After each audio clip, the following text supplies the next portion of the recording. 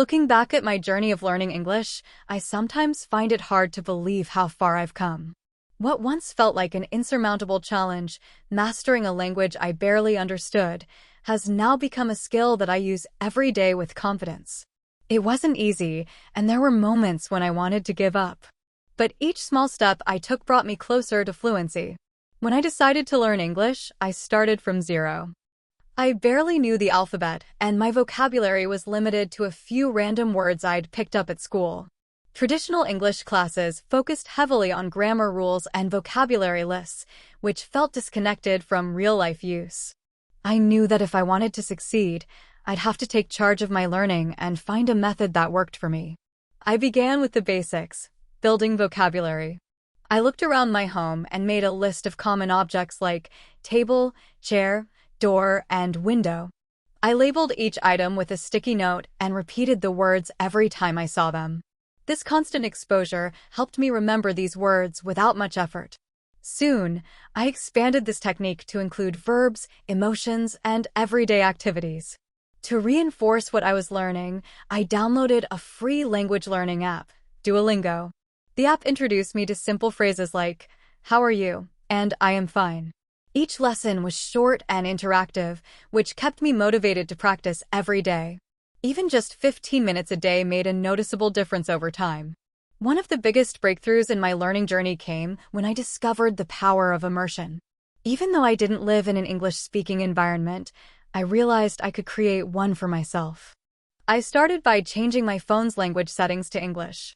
This small change forced me to interact with English daily, whether I was checking notifications or navigating apps. Music became another essential tool. I listened to songs with simple and repetitive lyrics, like those by the Beatles or Ed Sheeran. At first, I couldn't understand most of the words, but I followed along with the lyrics and looked up the meanings. Singing along not only improved my pronunciation, but also made learning enjoyable. Listening to English was initially one of the most challenging parts of the process. Native speakers seemed to talk so fast that their words blurred together. To ease into it, I started with English podcasts designed for beginners. One of my favorites was ESL Pod, where the host spoke slowly and explained each word and sentence. I also began listening to audiobooks of children's stories, as their language was simple and easy to follow. I would replay each chapter multiple times until I understood most of it. Over time, my ears became accustomed to the rhythm and sounds of English. Once I felt more comfortable with listening, I turned my attention to reading. I started with children's books because their sentences were short, and the illustrations helped me guess the meaning of unfamiliar words. One of the first books I read was The Very Hungry Caterpillar. I kept a notebook where I wrote down new words, their definitions, and example sentences. As my confidence grew, I moved on to graded readers, which are short stories written specifically for English learners. These books often included comprehension questions, which helped me check my understanding. Eventually, I started reading online articles from websites like BBC Learning English. This habit not only expanded my vocabulary, but also improved my ability to understand more complex sentence structures. Speaking was, by far, the hardest skill to develop. I had no one to practice with, so I had to get creative. I started talking to myself. Every morning, I would describe my plans for the day out loud, and in the evening, I would talk about what I had done. These monologues felt awkward at first, but they helped me become more comfortable forming sentences. To improve my pronunciation and fluency, I used a technique called shadowing. I would watch videos of native speakers, pause after each sentence, and repeat what they said. I mimicked their tone, rhythm, and pronunciation. This practice not only improved my speaking skills, but also helped me sound more natural. Eventually, I built up the courage to try language exchange apps. At first, I stuck to texting because I was too shy to speak. But over time, I started making voice calls with native speakers. These conversations were nerve-wracking in the beginning, but the people I spoke with were patient and encouraging. They taught me how to use English in real-life situations, which was invaluable. Writing was another skill that required a lot of effort. I started small by keeping a daily journal. My first entries were simple and repetitive, like, "Today I ate rice," or "It is raining." As my vocabulary expanded, I began adding more detail to my entries, describing my thoughts and experiences. Later, I joined online forums for English learners, where I could write posts and comment on other people's ideas. The feedback I received helped me identify and correct my mistakes. Writing regularly not only improved my grammar, but also boosted my confidence in expressing myself. One of the biggest milestones in my journey was watching an English movie without subtitles. My first attempt was a disaster. I chose an action movie with fast dialogue and couldn't follow anything. But instead of giving up, I adjusted my approach.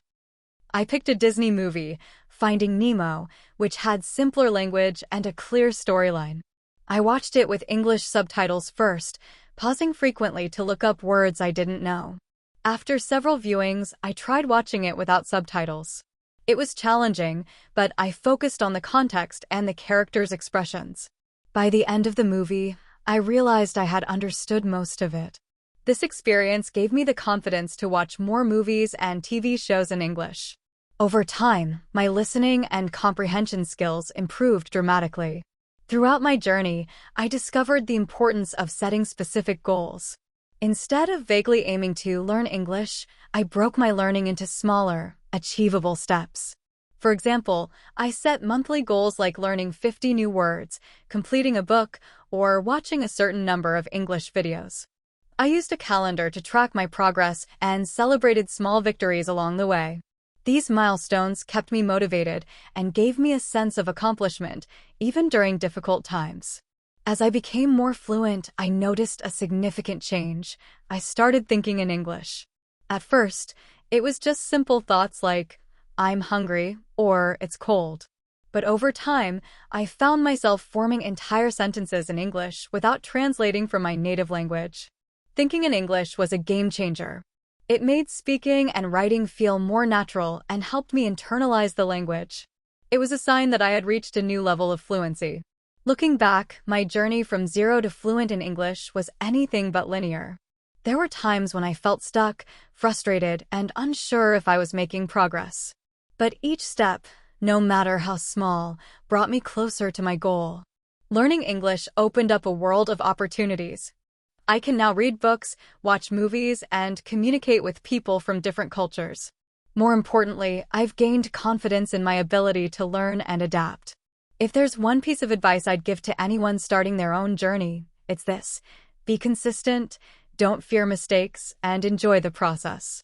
Language learning is not just about reaching a destination, it's about discovering your own potential along the way.